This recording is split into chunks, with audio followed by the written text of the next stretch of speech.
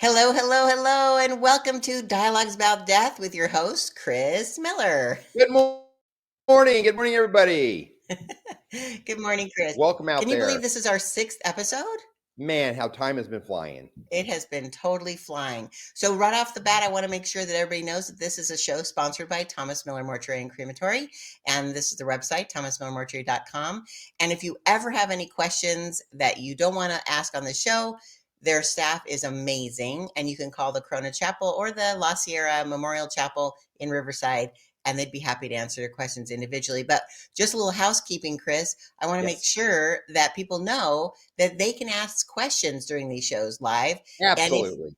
right, and then if somebody thinks that somebody else needs to hear this, if you guys could share it on your page so more people get to see the show, that would be fantastic. And today we are talking about the cost of death, Yeah. which sounds a little like people are like, "Ooh, that's crazy." And we came up with all kinds of fun titles. But Yep. people, one of the biggest things, Chris, that people look for on the internet when you look in the back end is they're asking, how much does a funeral cost? What does a burial cost Sure. versus a cremation? What does my veterans benefits pay for? Do I need to prepay? Like, so I have all these questions that have come in that we're Yes. gonna we're gonna ask you today. Is there anything you want to say before we get started?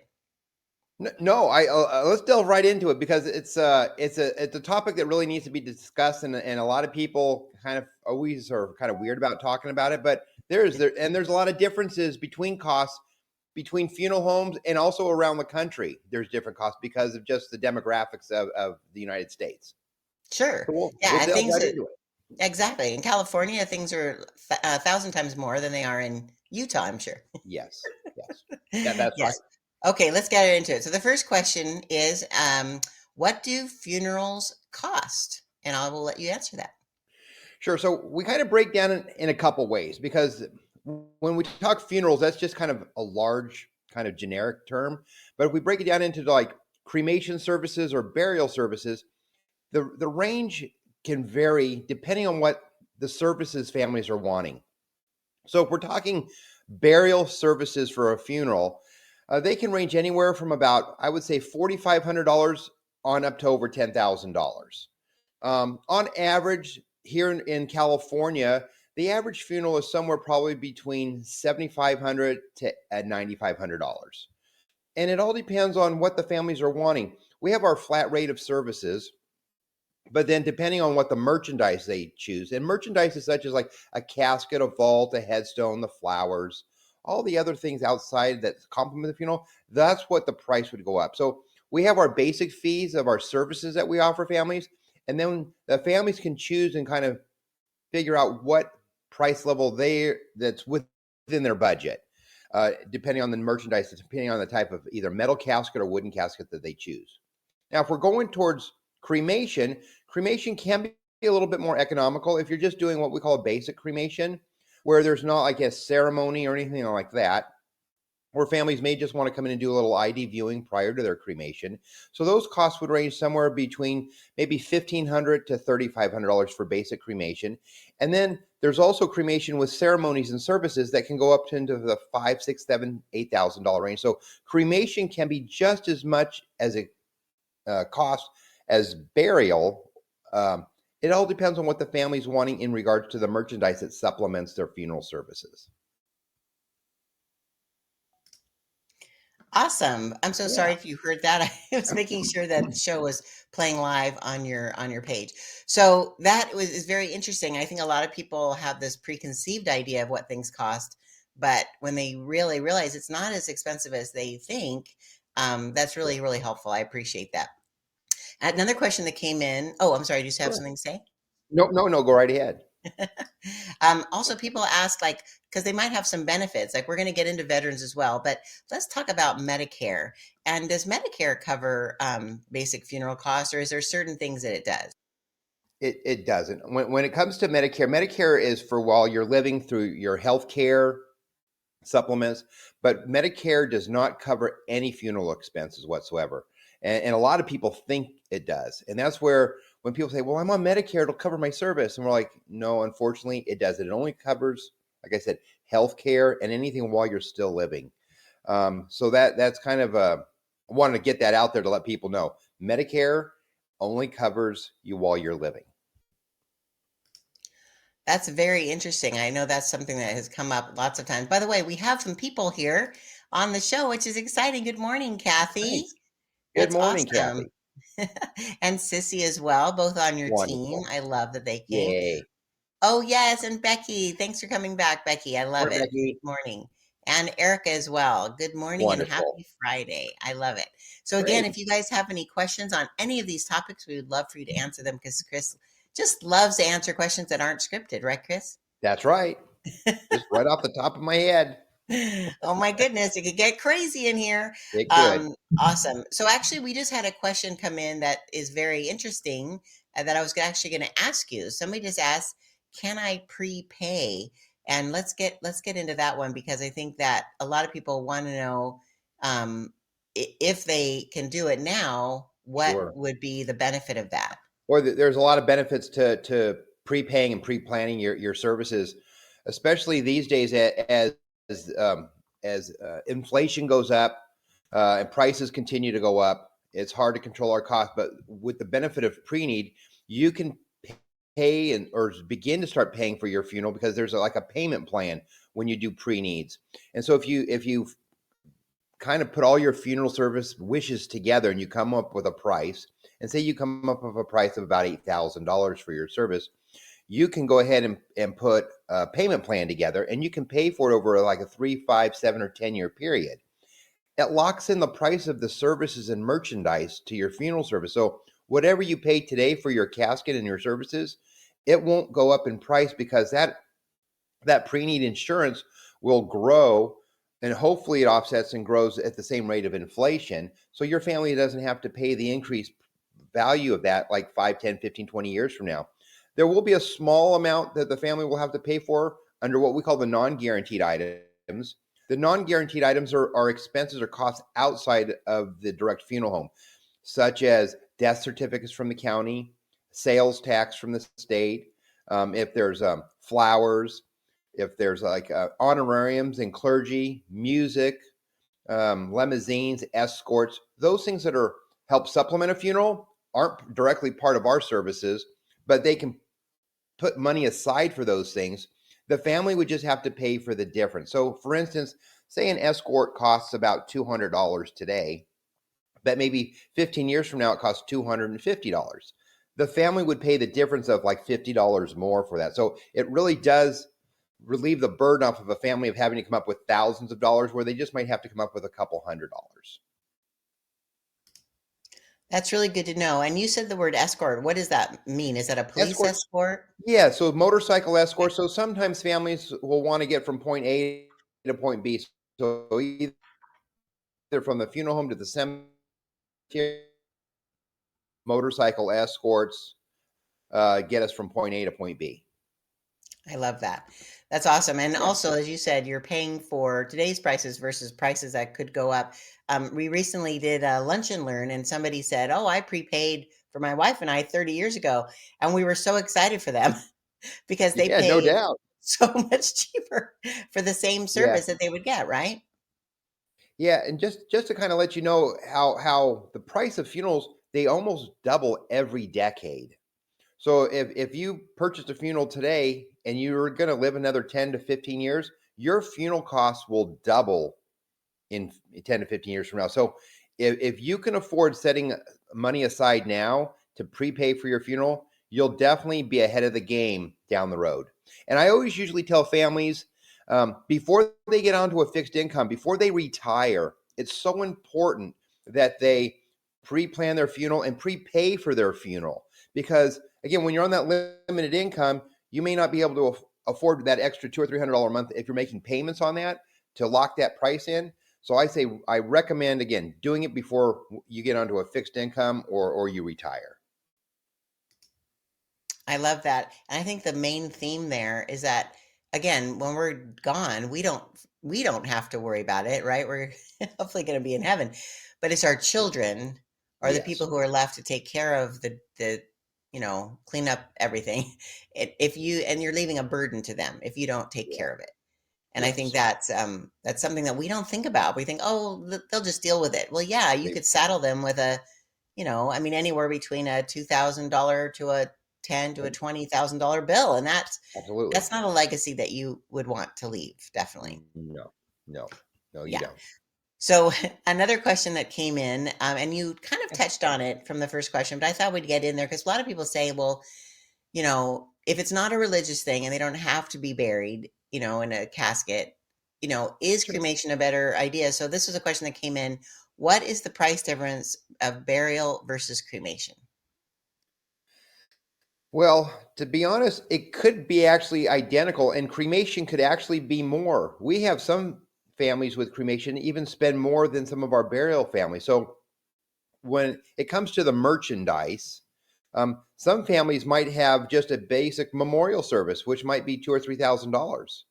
But then they might buy a bunch of keepsake jewelry and urns and memorializations, and they might spend $6,000 or $7,000 on just the keepsake jewelry, urns, and memorialization. So some people might put more in the memorial or the remembrance of their loved one when it comes to the keepsakes than they do for the ceremony. Some people might spend more on the ceremony. They might spend thousands of dollars on a ceremony but only just buy a little basic urn for a couple $100s. So every family's different. Every family values each part of the ceremony or how they want to remember their loved one. So they whatever they value it is, and the beauty of our company is that we offer a huge line of keepsake memorialization. So when families come in and we talk to them about their loved one and all the services and items that they want to do. We take them into our merchandising room where all the different urns and keepsakes and jewelry are, and a lot of families will choose something individually for remembering their loved one. If it's a special, like maybe it's a butterfly urn, or it could be like a little rose keepsake.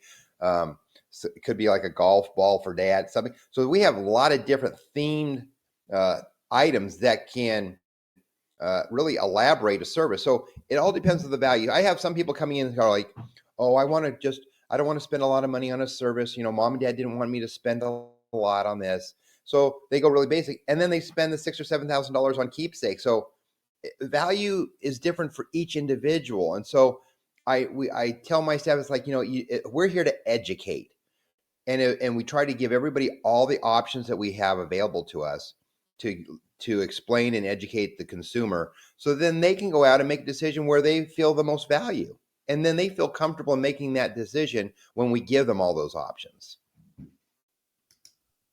I love that because it's true. It's completely on them. You're not jacking up the price of their funeral. It's whatever they want to do. In fact, when I was That's right. meeting with your lovely staff, Kathy, I believe in La Sierra, she was telling me that people sometimes bring in their own container for if Sure. they decide to cremate. And she said there's this one family that their dad loved a specific type of tequila. And so they brought in an empty bottle of tequila, and that's where his ashes were placed. And so, Sure. obviously that didn't cost them anything except the cost of the tequila. But I just Yeah. thought that was interesting. And you mentioned something that maybe people who haven't been into your funeral home would know. Like when you say keepsakes, I thought it was really cool that you can take the ashes and they can be formed into diamonds and Yes. stones and art, like these beautiful glass swirly things, and that Going is glass. all, like, from the remains of your loved one, or Yeah. jewelry that, like, has, like a little, it Oh, it just what's can't it? what tell me about that, and the Well, thummies. That's so yeah. cool.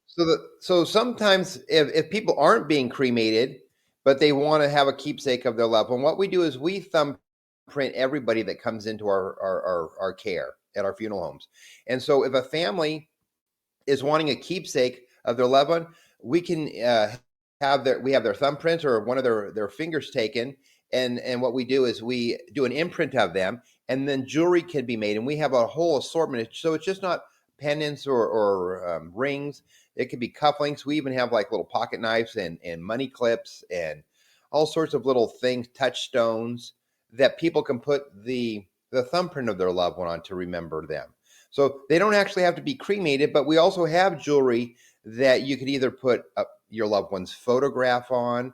You can put their name and dates on there, and we have all sorts of theme things, so you can really personalize all those keepsakes when it comes to your loved one and remembering them in the way you want to.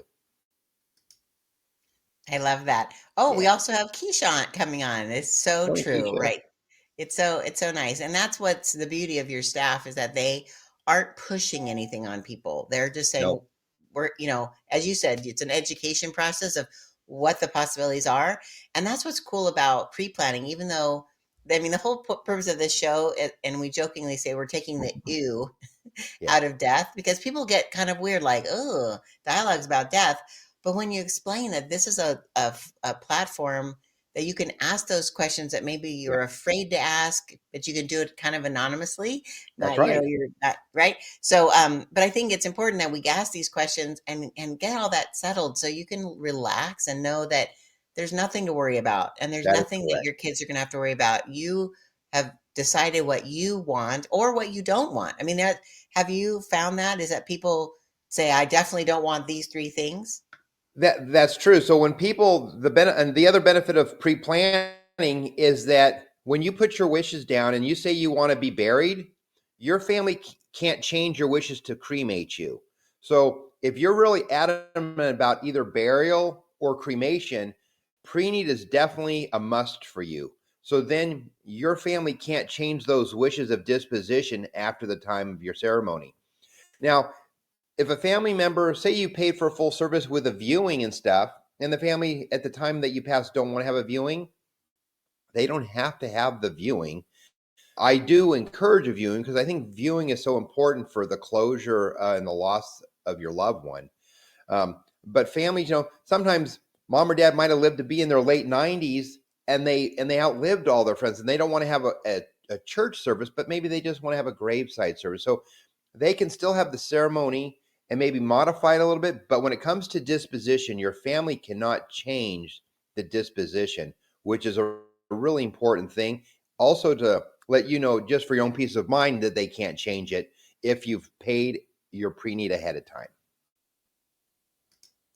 It's really good to know. That's awesome because Yeah. sometimes families don't always end on the best note, unfortunately. And so if something is important to you, I think it's awesome.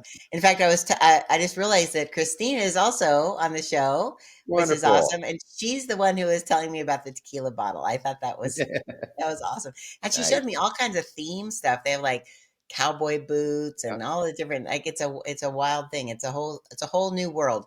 But good morning, Keisha. We're so glad you could be here. Good morning. I love that your staff is coming on to support you. You Okay, bet.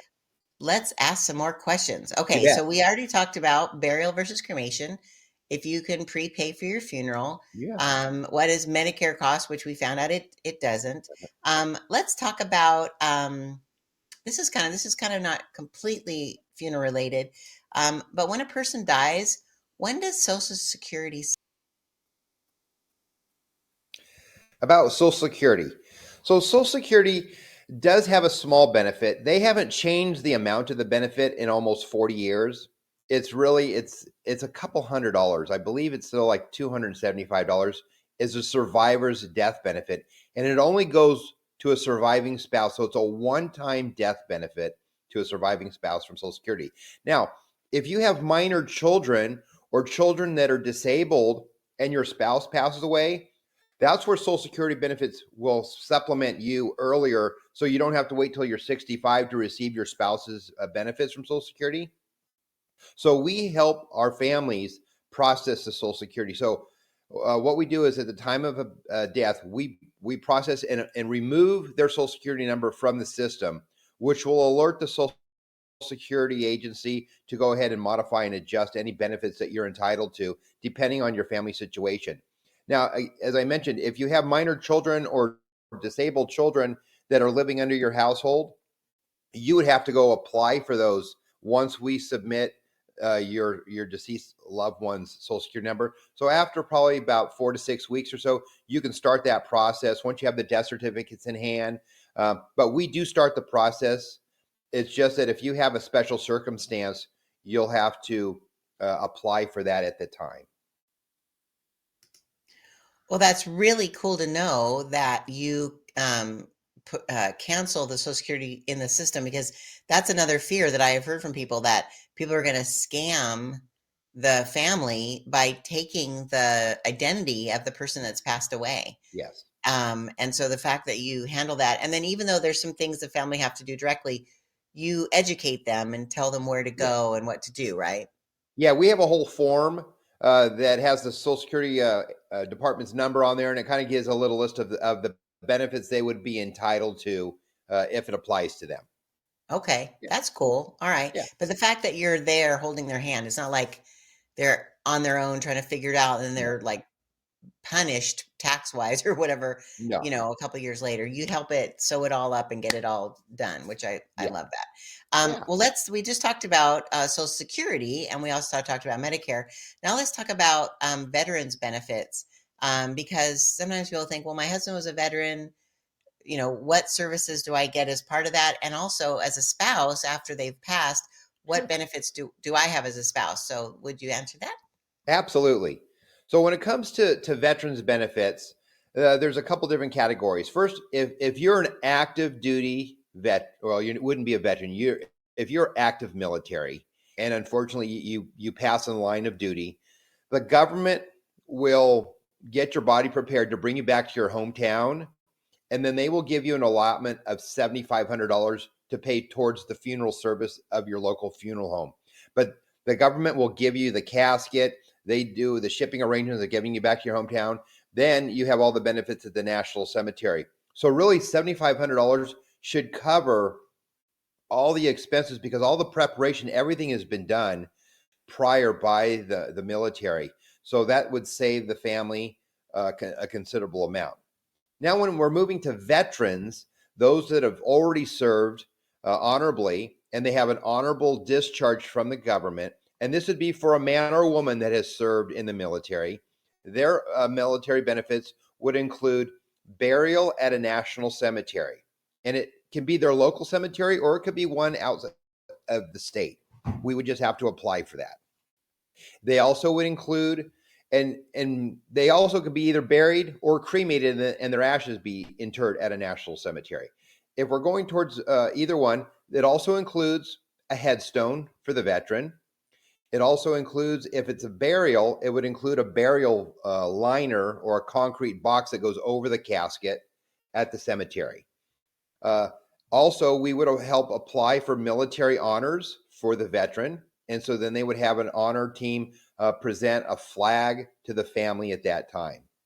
So that would be the veterans benefits. Now, if there's a spouse of a veteran, the spouse has the same privilege of being buried at the National Cemetery, and they would be buried with their veteran in the same grave. Or if they're being cremated, they have what they call double niches, and it's kind of like a mausoleum or an area that the urns can go into. They also do ground burials for urns, but you can put them in the wall, and they always allow enough space for two. So it'd always be enough room for the veteran and their spouse. So when you're looking at the cost of cemetery, the cost of a liner or a vault and the headstone, you're looking at anywhere from $7,000 to $10,000 per person as a savings that the government is giving a veteran and the spouse. So it saves a considerable amount of money when you're using that. So I would say if you are a veteran, you definitely would want to take advantage of using a national cemetery of your choice. And we have some beautiful ones here in Southern California. We have one here really close by in Riverside, which is one of the largest national cemeteries in the United States. They just opened up a new one in Miramar, just north of San Diego. And then there's another one in Bakersfield area. The Los Angeles Veteran Cemetery and the one in Coronado in San Diego, those are both full and they don't do interments at those two cemeteries anymore. But the other three are wide open and they're wide open for decades to come. So we have plenty of room for all of our veterans in the local area to inter them and their spouses at one of the cemeteries of their choice. That is really interesting. I had no idea that they would be full. I mean, I guess that makes sense. It's real estate, Yeah, right? yeah. And so the LA one is full, and what was the other one? The one down in San Diego off Coronado.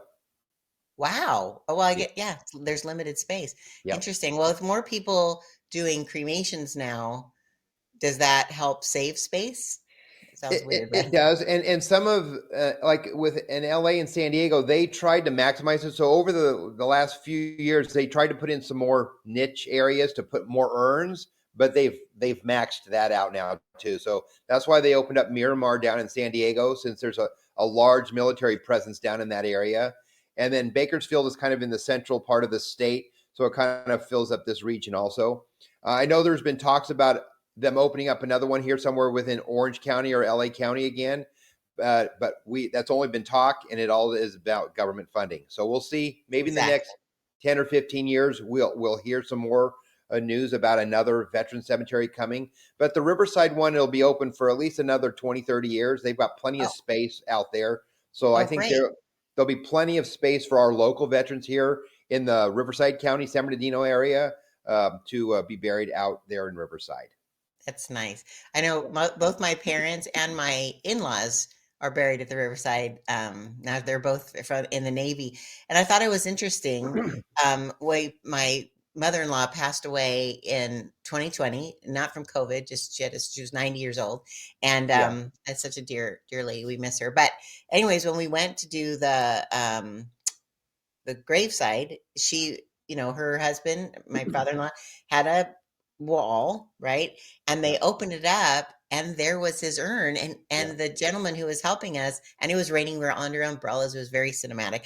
And he said, "Would anyone like a picture of what it looks?" I mean, it didn't change because it was Sure. encased, It right? was the case. And Yeah. so everyone handed him their phone and he took pictures. And then when they put Teresa's urn in, they were just right next to each other, and he took Oh, another pic, and it was just, like, so dear that he took that that's nice. extra Extra step to little. know that we would want to know that they were okay Yeah. in there. I know that sounds silly, but Oh, that's nice. That's very yeah, nice of it was them. very nice. Yeah. So, very, very cool. Okay, well, that kinda comes to the end of our questions, and we answered so many today. Is there Yeah, we anything that did. you think that, we haven't answered? Because it's amazing, Chris. I mean, the volume of questions online, because Sure. people want to know this stuff and there's not a place that people can really ask and feel safe. So thank Sure. you for taking the time to answer it. Is there anything else that you'd want to add before we end Yeah. the show? I guess just a couple things. When you're looking at funeral homes, and a lot of people go online and look at funeral homes, and prices range considerably. I think you need to take into the effect the full picture of what you're getting into, the staff, the facility, and who you're working with, and who There are funeral homes that might be a little bit more, costly, might have a higher overhead. Their facilities might be a little bit more elaborate. They might have more licensed staff, and if you're a licensed staff, that means you pay more to those people to work for you. Some funeral homes are what we call more of a storefront, or like mom and pop, like yeah, just a storefront. So it's not a full service funeral home, and they might use third party providers. So they keep their overhead low, so they might be able to provide a lower cost funeral, but they're not doing the services themselves. They're using third parties to do that. So ask questions when you're talking to a funeral home. It's like, where is your loved one? Are they kept in your care, or are they kept somewhere outside the city? Because sometimes third party providers have to contract with other funeral homes that aren't close by. And so your loved one may not be at the facility that you're actually working with. So I would just say, do your research, ask your questions to the funeral home when you're calling and inquiring about pricing and questioning, where my loved one is, and what is all involved in the services. We try to explain to the families there's a lot of behind the scenes work that goes on in coordinating, putting on services, because sometimes people say, why does it cost so much? Well, when I pay all the proper insurances, the workers comp, all the liabilities and things, I have full coverage. So those things, when you're properly insured and you're properly licensed, you're going to have a few more fees to make sure that the job is done properly. So I just make sure that families, when they're inquiring, ask questions about those types of things, of what else all entailed. Sometimes it's also the size of the facility. Some funeral homes have small chapels or smaller facilities. And if you have a big family, you might have to go to a larger funeral home or go to your church off site. So sometimes the size of the funeral home can dictate the price, the size of the staff. Also, if it's independently owned by a mom and pop, or if it's corporately owned. The corporate structure, there's a lot of wonderful employees, people working for corporate America, but sometimes they have to rely on the bottom line because they're a corporation. They have to work to the bottom line to making budgets, where mom and pops are a little bit more flexible in working with families if they have to. So there's a little bit of a difference between independent mom and pop funeral homes and corporate funeral homes. So those are just some items I wanted to just put out there. So when you are out there talking to your funeral home, when you're needing those types of services, ask those types of questions. And hopefully, those people that are answering them will be truthful and honest with you and let you know, because we're here to educate. We want to make sure our consumer is well aware of all the different options that are out there, and they have a choice to be well informed to take care of their loved one. I love that. Something that I learned recently, Alex, who is giving, we had a Valentine's party at our local assisted living place, Valencia Terrace, and she said something I hadn't heard before, that, a lot of times when you're at a big funeral, corporate home, again, as you said, there's nothing wrong, it's just a No. different structure. You Yeah. can have many funerals happening at the same time. So when somebody gets there, they're like, it's like a wedding hall. Like, which wedding are you in? Right. And so you have Yeah. to do that. But at your facility at Thomas Miller Mortuary, you just take one a day. So that family feels, or one at a time, I should say, One at a time. one Yes, at a one at a time. time. Right. There might be somebody in the morning, afternoon, evening, but Yeah, I that's thought right. it was lovely because, you're making them feel like family. What caused you to create that policy? To doing one at a time, it just with our place. I mean, we can accommodate one full service at a time on site, but we might do something at a church off site. So we have enough staff to have two services at a time, but we never overlap services at the same time. We feel every family should be treated with dignity, should be treated as an individual, and they should have their space and their time to celebrate their loved one and a time for mourning and grieving also. So we're very purposeful in making sure we spread out the times of our services. So we only do, one or two or three a day, and we spread them out amongst all of our facilities or even around the community. So then there's no overlapping. And we're having to work with cemeteries too, because cemeteries are working with multiple funeral homes. And so sometimes when you get to the cemetery, there might be two or three services going on. So the cemeteries also have to work with scheduling also, because the cemeteries also want to make sure that the families have their private time too. They don't want to have two or three services going on at the same time, because everybody deserves their own special moment in time to celebrate and remember their loved one. I love that. And so it's very respectful. And I think, as we talked about at the last show 2 weeks ago, on grief, um, I think sometimes people feel like, oh, I don't need to do all that, but they don't have the closure. Yeah, And then sometimes that extends their grief because their they grief. just they Yeah, haven't dealt with it. And so in having a service, no matter if you pick burial or cremation, you can tailor make your service any way you yes. want. And also you do sprinkling at sea as well. Is that right? Would that be like an extra We can service? do that. Would be a service, and we do private scattering at sea. But then, if the family wants to charter a boat, we have a couple companies that we work with that we can refer them to, either in Orange County or LA County, that they can go out and charter a boat to do a scattering or sprinkling of ashes and do a little ceremony that way. So yeah, that's a different option. That could be a different topic for another time of dispositions of cremated remains. Fantastic. We just came up with a new topic. I love There it. we go.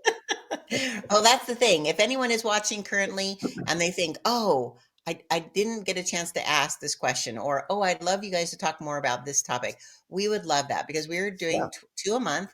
And we just want to be able to be available to answer those questions and give people the peace of mind that everything's going to be okay. And yeah, that you have someone like Chris and his wonderful team to take care of you in your time of need. that's right.